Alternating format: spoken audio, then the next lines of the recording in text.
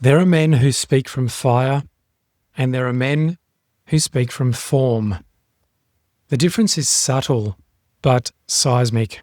Fire flickers, form holds. Fire is the emotional energy and urgency to change, to declare, to be heard. Form is the structural certainty of alignment. It does not raise its voice because it is the voice beneath the noise. This is the field of the sovereign and coherent man.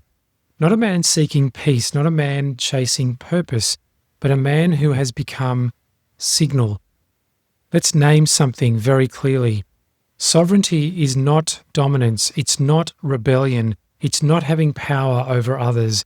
It is self-governance. It's the refusal to externalize your authority. The end of the impulse to ask, is this okay? Do they approve? Will I still belong? The sovereign man doesn't posture against society.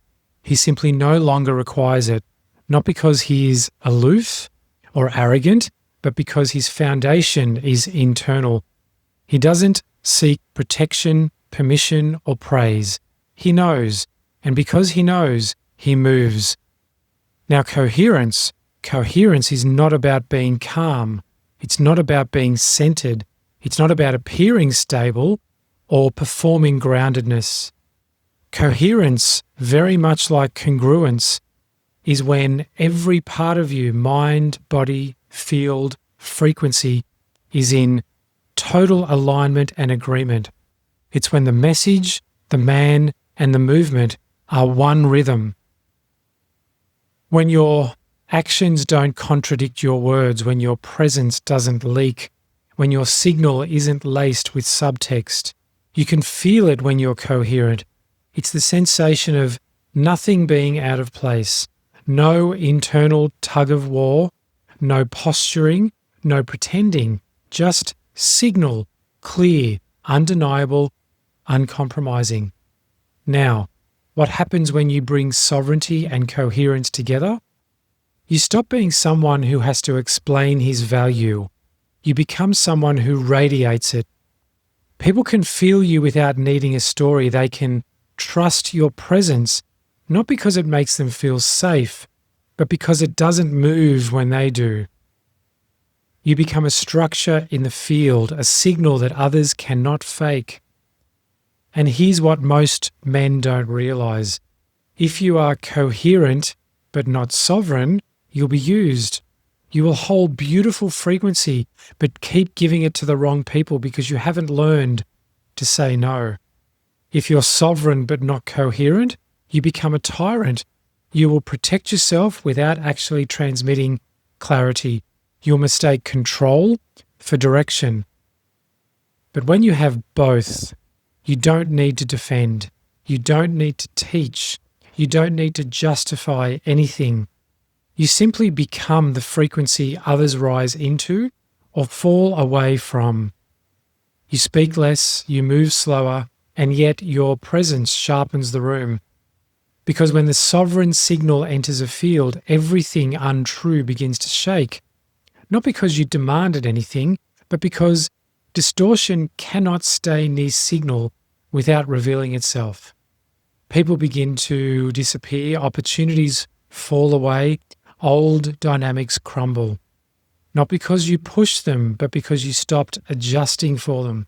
Your calibration becomes so clean, so immovable, that anything dependent upon your distortion no longer has a place to live.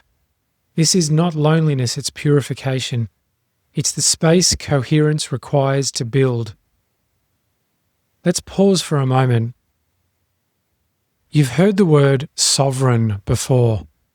You've heard the word coherence. But maybe this is the first time you feel them together as one rhythm in your body. Not as an idea, not as a goal, but a field. A field that does not move for emotion. It doesn't bend for fear. It does not open for proximity. A field that only recognizes alignment. When you walk like this, some people will feel seen for the first time. Others will feel judged even if you said nothing. That's not your doing. That's their field meeting yours. And coherence always reveals what was hidden. This is why the sovereign man is very often misunderstood, because they don't adjust their signal to make others comfortable. They don't hold space for projections. They don't absorb collapse. They simply remain clear. So if you felt the call to lead, but find yourself collapsing when others do, if you felt the impulse to speak truth, but stay quiet so you won't be misunderstood, if you've glimpsed clarity, but keep bending for approval, then this episode is your mirror, not to shame you, but to remind you that you already carry the sovereign signal, but it's being drowned by fear, habit, and noise. So, here's the shift. Stop chasing alignment and start becoming it. Stop performing strength and start becoming immovable. Stop asking what it means to be sovereign and start removing everything that isn't.